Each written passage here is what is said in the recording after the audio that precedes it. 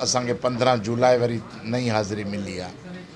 Police जा जेके IOs वग़ैरह आहिनि उहे पेपर कोर्ट में पेश कनि नथा, छो जो केस कूड़ा आहिनि, इन करे कनि नथा।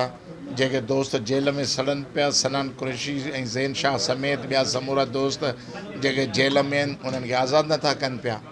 त ही सरकार जो हिकिड़ो ज़ालमाना हिकिड़ो दोहरा इंसाफ़ जा मयार आहिनि जंहिंमें सिंध भोॻे पई।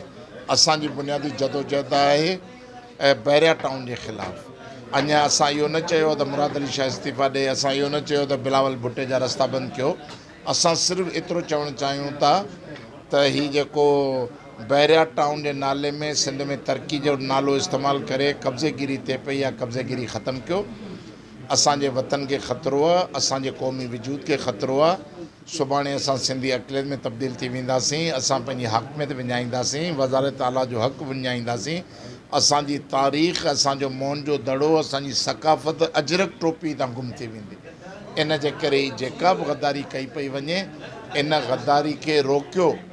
आसिफ़ ज़रदारी, बिलावल भुट्टो, मुराद अली शाह उहे ज़िम्मेवार आहिनि, छो जो सिंध जे माण्हुनि उन्हनि खे वोट ॾेई करे एतबार करे असेंबलियुनि में ऐं हुकूमत में मोकिलियो आहे। जेकॾहिं पंहिंजो ई मारो थी पवे त पोइ ख़ुदा ख़ैरु करे।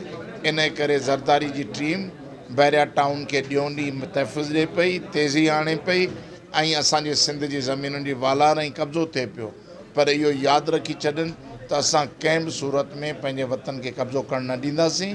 आख़िरी फुड़े ताईं, आख़िरी हिचकी ताईं इन जे ख़िलाफ़ु जदोजहद जारी रहंदी।